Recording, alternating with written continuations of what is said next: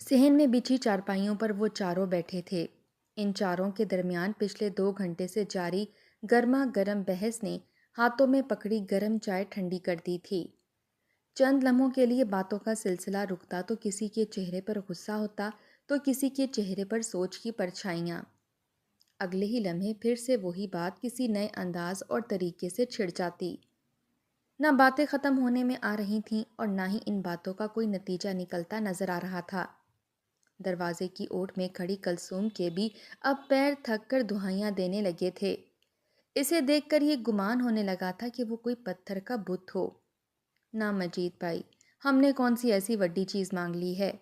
ٹھنڈی چائے کا آخری گھونٹ لے کر پیالی پاس ہی چارپائی پر پٹختی یہ میدا تھی، جس کی زبان درازی سے پورا خاندان گھبراتا تھا۔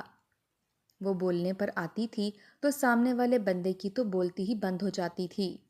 ابھی بھی پچھلے 2 گھنٹے سے اس کی زبان کینچی کی طرح سے چل رہی تھی۔ سامنے بیٹھے مجید اور اس کی بیوی سگرا ہولے ہولے سروں کو ہلاتے اس کی باتیں سن رہے تھے۔ سننا ان کی مجبوری جو تھی، پھر میدا کے سامنے کیا مجال تھی کہ وہ کچھ بولتے۔ اداس چہروں پر پریشانی جھلک رہی تھی اور گھونٹ گھونٹ ٹھنڈی چائے جیسے زہر مار کر پی رہے تھے۔ نہ تسی جو کچھ بھی دینا ہے اپنی بیٹی نو دینا ہے نا۔ غصے سے سر جھٹکتے ہوئے کھینچ کر دوپٹہ اپنے سر پر ڈالا اور ساتھ ہی پاس بیٹھے اپنے شوہر اقبال عرف بالے کو موٹی موٹی آنکھوں سے گھورا تھا، جس نے بڑا سا سر ہلاتے ہوئے بیوی کی ہاں میں ہاں ملائی تو میدا کا چہرہ فخر سے ٹماٹر کی طرح سرخ ہو گیا۔ بالا پورے خاندان میں رن مرید کے نام سے مشہور تھا۔ اس مشہوری پر بالا سینہ پھلا کر پھرتا تھا، کیونکہ میدا 8 جماعتیں پاس تھی اور خاندان کی سب سے سونی اور سیانی عورت بالے کے حصے میں آئی تھی۔ میدا جو کہتی ہے سولے آنا ٹھیک کہتی ہے۔ یہ بالے کا اپنی سونی اور سیانی میدا کو خراج تحسین تھا۔ میدا وہ بات کرتی ہے جہاں عام بندے کی عقل بھی نہیں پہنچی ہوتی۔ یہ جملہ تو بالے کا تکیہ کلام تھا۔ گل تے ٹھیک ہے میدا دی، کافی دیر سے خاموش اور فکروں میں گھری سگرا نے بامشکل بالے اور میدا کے سامنے زبان ہلانے کی مجال کی تھی، پر سگرا کے منہ سے لفظ پر غلطی سے کیا نکلا، بس اب تو میدا کے ہاتھوں اس کی شامت ہی آ گئی تھی۔ سگرا کی بھی اور اس کی پر کی بھی۔ وہ تو عین بیچ میں اذان کی آواز نے کچھ دیر کے لیے میدا کو تقریر سے روک دیا، ورنہ میدا کو روکنا کوئی آسان کام نہ تھا۔ میدا نے اذان ختم ہونے کا انتظار بڑی بے چینی سے کیا۔ جیسے ہی اذان ختم ہوئی پھر کیا تھا، میدا تھی اور سگرا کا پر، اور پھر میدا نے وہ باتیں سنائیں کہ سگرا آنکھیں پھاڑ کر شوہر کو دیکھنے لگی کہ جیسے اس نے لفظ پر نہیں کہا۔ میدا کیوں کوئی گندی گالی دیتی ہو، ہم نے جو کہنا تھا کہہ دیا۔ سگرا کو جھٹکے سے کہہ کر میدا اٹھی تو ساتھ ہی حکم کے غلام بالے نے بھی کھڑا ہونے میں ایک پل کی بھی دیری نہ لگائی۔ ٹھنڈے دماغ دے نال باتوں پر غور کرنا، اگر منظور ہے تو ٹھیک، ورنہ۔ اور اس ورنہ کے بعد تو جیسے سگرا مجید اور دروازے کے پیچھے چھپی کھڑی ان سب کی باتیں سنتی کلثوم کی سانسیں رک گئی تھیں۔ جانے والے پیچھے رہ جانے والوں کو ڈھیروں فکرے تھما کر جا چکے تھے۔ رات کا اندھیرا پھیل چکا تھا، سب اپنی اپنی چارپائیوں پر فکروں کی چادر اوڑھ کر لیٹ گئے تھے۔ کسی کی آنکھیں بند تو کسی کی کھلی، دماغ سب کے جاگ رہے تھے۔ فکر جونک بنی دماغ سے چمٹی ہوئی تھی، بھلا پرسکون نیند کہاں آتی؟ کروٹیں بدلتے کبھی ایک طرف تو کبھی دوسری طرف، ان سب کے بدن تھکن سے چور ہونے لگے تھے۔ سوچے مکڑیاں بنی ان کے ذہنوں میں جالے بننے لگی تھیں۔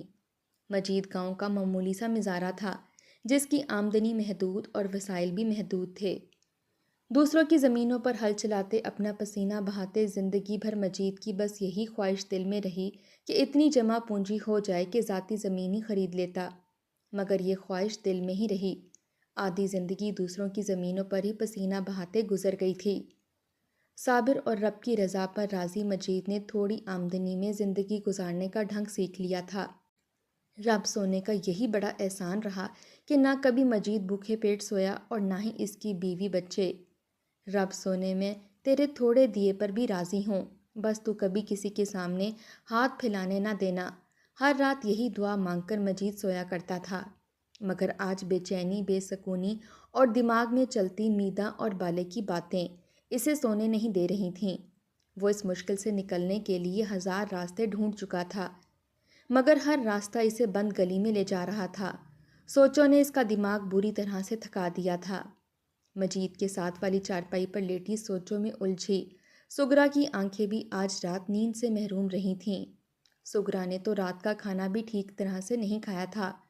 मीदा और बाले की बातें इसकी नींद और भूख दोनों उड़ा गई थीं। घर के कुल 5 अफराद तो थे, मजीद, सुगरा और इन दोनों की बेटियां कलसोम, शमसी और निक्की। मजीद जो कमाकर लाता सुगरा के हाथ पर लाकर रख देता और साथ ही बीवी को ये भी नसीहत कर देता कि आधा खर्च कर ले, आधा बच्चों के लिए जोड़ ले। सब्र की रोटी शुक्र के पानी के साथ खाकर रब के हजूर सरबसजूद हो जाने वाली सुगरा ने शौहर की बातों को पल्लू से बांध लिया था। वो जान गई थी और समझ भी गई थी कि आधा जोड़ लेने का क्या मतलब था। जिनके घरों में रब सोना बेटियां देता है, इनकी माओं को हर बात खोलकर समझाने की ज़रूरत नहीं पड़ती। सुगरा ने जोड़ना शुरू कर दिया था और 3 ट्रंक संदूक भी खरीद लिए थे। आखिर कल को 3 बेटियां भी तो रुखसत करनी थीं। खाली हाथ तो विदा नहीं करना था इनको। कम या ज़्यादा अपनी हैसियत के मुताबिक जहेज़ तो तीनों को ही देना था। ये तो रस्म दुनिया थी जो हर सूरत अदा करनी थी। सलीका मंदी से घर का खर्चा करने के बाद जो बचता, सुगरा जमा पूंजी से पूरे इंसाफ के साथ बेटियों के जहेज़ के लिए कोई ना कोई चीज़ खरीद कर तीनों ट्रंक में रख कर ताला लगा दिया करती। तीनों बेटियों को कभी सुगरा ने बोझ नहीं समझा था। वो तो बड़ी मोहब्बत के साथ तीनों के जहेज़ बना रही थी। ये तो हक होता है ना बेटियों का। मजीद की इस बात से सुगरा भी मुत्तफिक थी। सो सुगरा ने मुत्तफिक होना ही था। वो भी तो किसी की बेटी थी। इसे भी तो माँ बाप ने अपनी हैसियत के मुताबिक दे दिलाकर ही रुखसत किया था। अब इन्हें भी अपनी हैसियत के मुताबिक सबसे पहली बेटी को कलसूम को जहेज देना था। लफ्ज़ हैसियत ने बड़ी ज़ोर का डंग सुगरा को मारा था कि बहुत तकलीफ़ के साथ इसने करवट बदली।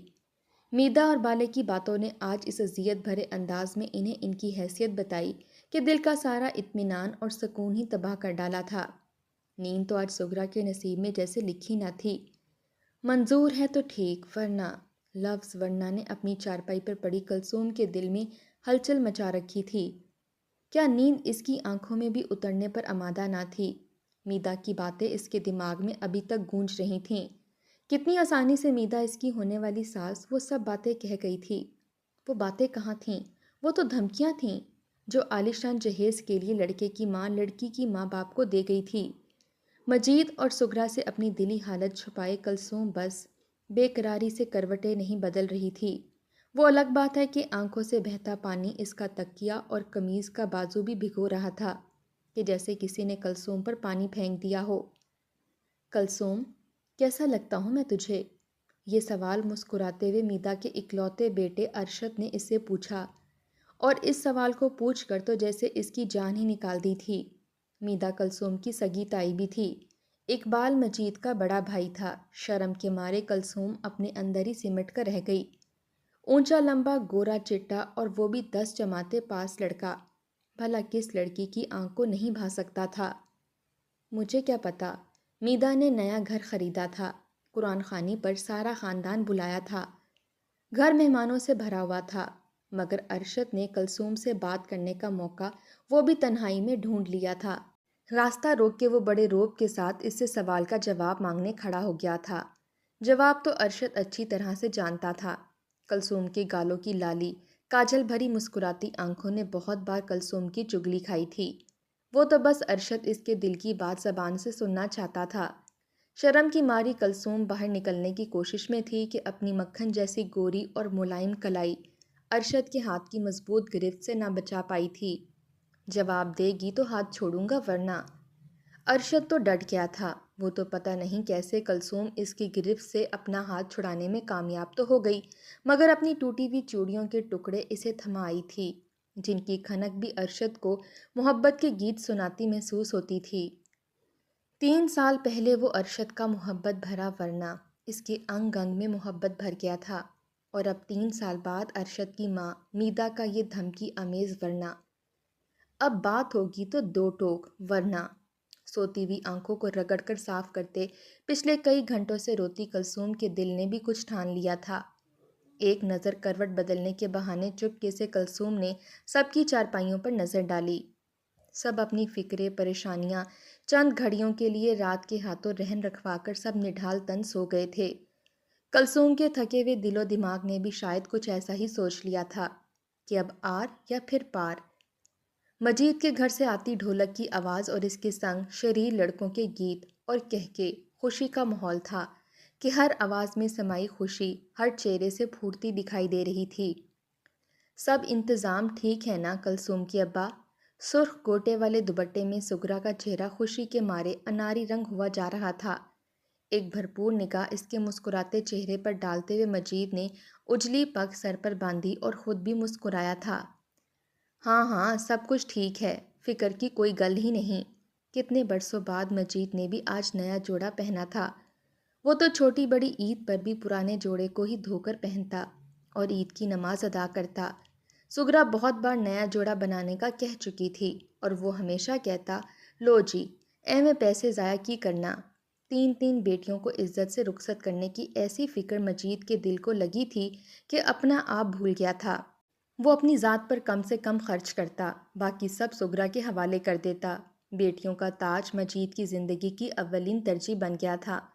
وہ خود روکھی سوکھی کھاتا، پرانے کپڑے دھو کر پہن لیتا، پھٹے کپڑے پر سغرا سے پیوند لگوا لیتا، ٹوٹی ہوئی جوتی وہ گاؤں کے گاما موچی سے ایک بار نہیں کئی بار سلوا چکا تھا۔ اور چھڑ دے اس کی جان مجیدے، گاما چھیڑ کر کہتا تو مجید نہیں چڑھتا تھا۔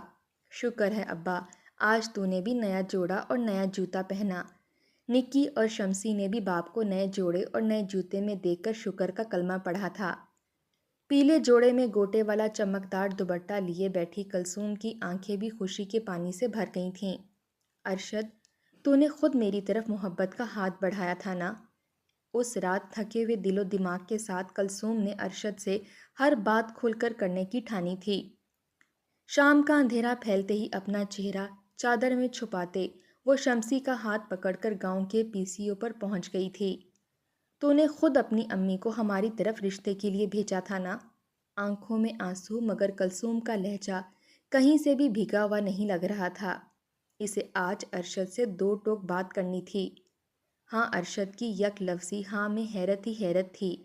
ایک تو شام کو پی سی او سے کلثوم کا فون کرنا اور پھر یہ الجھی الجھی باتیں۔ ارشد ایک دم سے کچھ سمجھ نہ پایا تھا۔ نہ میرے اماں ابا نے تیرے ماں باپ کے آگے ہاتھ جوڑے تھے؟ ارشد ابھی بھی سمجھنے سے قاصر تھا۔ وہ چاہ رہا تھا کہ جو بھی بات ہے کلثوم کھل کر بیان کرے، جو پریشانی ہے پوری طرح سے بتائے تاکہ کچھ تو اس کے پلے پڑے۔ اب ورنہ بیچ میں کہاں سے آ گیا ارشد؟ غصے میں بھری کلثوم نے دل کی ہر بات ارشد کے سامنے رکھ دی تھی۔ جہیز کو لے کر میدا اور بالے کی دھمکیوں سے لے کر جس سے ابھی تک ارشد بھی بے خبر تھا۔ اگر تجھے بھی فکر ہے نا جہیز کی تو پھر میری طرف سے بھی نہ ہے۔ ارشد مجھے نہ تیری فکر ہے نہ تیری محبت کی۔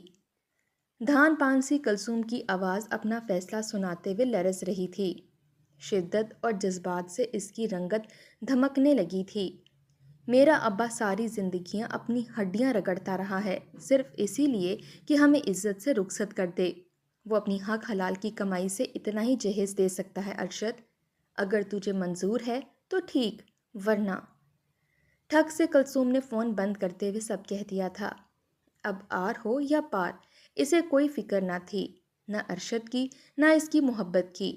اگر فکر تھی تو صرف اپنے ماں باپ کی پریشانی کی، جنہوں نے اپنا پیٹ کاٹ کر اس کا جہیز اپنی حیثیت سے بڑھ کر تیار کیا تھا، جو میدا اور بالے کی ناک کے نیچے نہیں آ رہا تھا۔ کلثوم نے یہ ساری الجھن اس کے حوالے کر دی تھی، جس نے اس سے محبت کا دعویٰ کیا تھا۔ اب وہ جانے اور اس کی محبت جانے۔ کلثوم نے اپنا مقدمہ محبت کی عدالت میں بھیج دیا تھا۔ ارشد کی بارات دھوم دھام کے ساتھ کلثوم کے گاؤں پہنچ گئی تھی۔ ڈھول اور باجوں کے شور نے یہ خبر پورے گاؤں کو دی تھی۔ بارات آنے کی اطلاع ملی تو مجید اور سغرا کے دل کو چین ملا، ورنہ تو دل اندیشوں کا شکار تھا کہ ماں باپ کی باتوں میں آ کر کہیں ارشد بھی ایک دم قدم پیچھے نہ ہٹا لے اور جہیز کو بیچ میں لا کر عین نکاح کے وقت کوئی بڑا ہنگامہ ڈال کر مجید کی پگ گاؤں کی گلیوں میں نہ رول دے۔ مگر اندیشوں کا منہ تو ڈھول باجوں کی آواز سن کر ہی بند ہو گیا تھا۔ محافظوں کا دعوے دار بڑی شان کے ساتھ اپنے ماں باپ کے ہمراہ آ گیا تھا۔ وہ اپنے دعوے پر پورا اترا تھا۔ کلثوم تجھ سے سچی محبت کی ہے، کوئی رکاوٹ محبت کے بیچ میں آئی تو روند کر گزر جاؤں گا۔ ابھی بھی لا علم تھا کہ اس کے ماں باپ نے جہیز کی وجہ سے کلثوم کے ماں باپ سے نہ صرف لڑائی جھگڑا کیا تھا بلکہ رشتہ ختم کرنے کی بھی دھمکی دے کر آئے تھے۔ کوئی کمی نہیں ہے سگرا میرے پتر نو کوڑیاں دی، یہ میدا کا فخر و غرور تھا، جو اول تو مجید جیسے کم حیثیت رشتہ دار میں رشتہ کرنا ہی نہیں چاہتی تھی۔ اپنے اکلوتے پتر کے لیے میدا کو ایسی لڑکی کی تلاش تھی جو اتنا ڈھیرو جہیز لائے کہ اس کا سارا گھر بھر جائے۔ میدا کے مطالبات آسمان سے باتیں کر رہے تھے، جس میں fridge, T V, room cooler کے علاوہ ایسی بہت سی چیزیں تھیں جو مجید اور سگرا نے خود کبھی زندگی میں نہیں دیکھی تھیں۔ میدا بھابھی، اس سب کی تو میری گنجائش ہی نہیں ہے۔ میدا اور بالے نے تو مجید کو نئی فکر میں ڈال دیا تھا۔ مجید نے تو اپنی اوقات سے بڑھ کر بیٹی کو جہیز دینے کی کوشش کی تھی، مگر زندگی میں پہلی بار اسے احساس ہوا تھا کہ بیٹی کا باپ جہیز کے معاملے میں کتنا مجبور ہوتا ہے۔ چند جوڑے، 2-4 رضائیاں تھیں اور برتن، سونے کی ہلکی سی لونگ کے ساتھ گلے کی زنجیر اور اس کے علاوہ ایک سونے کی انگوٹھی، بس یہی کچھ تھا جو وہ دے سکا تھا۔ میدا تو اتنا چٹکی بھر جہیز دیکھ کر تب سی گئی تھی۔ فٹے منہ، لعنت ہو ایسے جہیز پر۔ میدا اور بالا کسی صورت کلثوم کو اپنی بہو بنانے کو تیار نہ تھے۔ تایا ہونے کے ناطے اگر بالے کا خون جوش مارنے لگتا تو میدا کے تانے اسے فوراً ٹھنڈا کر دیتے۔ مجھے نہیں بیاہ کرنا اپنے پتر کا ایسے بھوکے ننگے رشتہ داروں میں۔ میدا کا تو خونی رشتہ تھا ہی نہیں جو وہ کوئی لحاظ کرتی، اس کی باتوں نے اپنے شوہر بالے کا بھی خون سفید کر دیا تھا۔ کیوں توڑوں میں رشتہ ابا جی؟ کلثوم کی محبت کا دعوے دار تو ڈٹ گیا تھا۔ ارشد نے کلثوم سے سچی محبت کی تھی، اس کے دل میں کہیں بھی جہیز کا لالچ نہ تھا۔ ارشد کو ہمیشہ سے مجید چاچا کی حیثیت کا اندازہ رہا تھا۔ مجید نے کتنی مشقت اور محنت والی زندگی گزاری تھی اور اب حق حلال کی کمائی سے بیٹی کا جہیز تیار کیا تھا۔ امی جی ایسی باتیں کریں تو وجہ سمجھ میں آتی ہے، پر ابا جی تسی تے کچھ احساس کرو۔ ارشد کو باپ پر حیرت ہو رہی تھی کہ کیسے ان کا خون سفید ہو گیا ہے۔ نہ بھائی کی حیثیت کا خیال ہے اور نہ ہی اس کی پریشانی کا۔ ارشد اگر تیری یہی ضد ہے تو پھر تیرا ساڈے نال جینا مرنا ختم۔ میدا کے اکلوتے بیٹے کو یہ دھمکی گویا شطرنج کا آخری مہرہ تھا۔ میدا اور ارشد کے درمیان ٹھن گئی تھی، دونوں کے درمیان بات چیت بند ہو گئی تھی۔ میدا کسی صورت کلثوم کو لانے کے حق میں نہ تھی اور ارشد نے بھی کسی دوسری سے شادی نہ کرنے کی قسم کھائی تھی۔ ماں پتر کی کشیدگی نے بالے کو پریشان کر دیا تھا، خون نے جوش مارا اور بھائی کو بھائی کا خیال آ ہی گیا کہ اصل فساد کی جڑ جہیز ہے۔ روز روز کی باتوں سے اقبال تنگ آ گیا تھا اور دل کے کسی کونے میں یہ خیال بھی بیٹھ گیا تھا کہ بڑا بھائی ہونے کے ناطے چھوٹے بھائی کا خیال کرنا چاہیے۔ کوئی غیر ایسا کرے تو سمجھ میں آتی ہے، مگر اپنا ایسا کرے تو نہیں جچتا۔ خاندان برادری کے کچھ لوگوں نے بھی بالے کو سمجھایا تھا کہ خون کے رشتے خواہ مخواہ کی باتوں کی وجہ سے توڑے نہیں جاتے، یہ کوئی عقل مندی نہیں کہ جوان پتر سے ضد لگائی جائے۔ اقبال کو لگا کہ جہیز کی وجہ سے کسی کی بیٹی کو انکار کرنا کتنی ذلت کی بات ہے، وہ بھی کسی اپنے کی بیٹی کو۔ سب کے کہنے پر اور اقبال کے سمجھانے پر میدا نے بیٹے کی ضد کے آگے ہتھیار تو ڈال دیے اور وہ بیٹے کی بارات لے کر تو آ گئی تھی، مگر مجید اور سگرا کو منہ کے بگڑے تاثرات دکھانے نہیں بھولی تھی۔ کھانے دا انتظام پورا ہے نا سگرا؟ میدا نے دل کی کھولن اب کسی نہ کسی طرح تو نکالنی تھی۔ میدا بھابھی سارا انتظام پورا ہے، فکر دی کوئی گل نہیں، سگرا نے مسکراتے ہوئے ہمیشہ کی طرح نرمی سے جواب دیا۔ وہ تو پہلے بھی میدا کی تلخ مزاجی کے باوجود دھیمی رہتی تھی، اب تو وہ بیٹی کی ساز تھی۔ اپنی حیثیت کے مطابق تو مجید نے کھانے کا اچھا انتظام کیا تھا، رب سونے نے بھی کھانے میں خوب برکت دی تھی۔ گاؤں کے ذمہ دار نے 2 بوریاں چاول اور گھی کے 2 کنستر بھجوائے تھے۔ مجید اس کی زمینوں پر ہل جو چلاتا تھا، ہم ککتے سوا۔ میدا نے سگرا کی خوش دلی پر دل ہی دل میں زہر نکالا تھا اور سر جھٹکتے ہوئے منہ دوسری طرف پھیر لیا تھا، مگر ہر بات کو نظر انداز کر کے مجید اور سگرا کے دل کو یہی اطمینان بہت تھا کہ بیٹی کو عزت سے رخصت کر رہے ہیں اور اپنی حیثیت کے مطابق جو دے سکتے تھے وہ تاج یا جہیز بھی بیٹی کو دیا تھا، بیٹی کو خالی ہاتھ رخصت نہیں کیا تھا۔